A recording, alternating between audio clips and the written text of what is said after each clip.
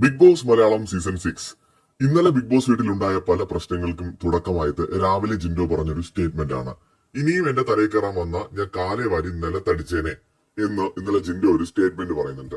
ആ സ്റ്റേറ്റ്മെന്റ് എവിടെ നിന്ന് വന്നു എന്ന് ഇന്നലെ BB+ കണ്ട എല്ലാവർക്കും മനസ്സിലായിട്ടുണ്ട്. അറിയാത്തവർക്ക് വേണ്ടി ഞാനൊന്ന് പറയാം.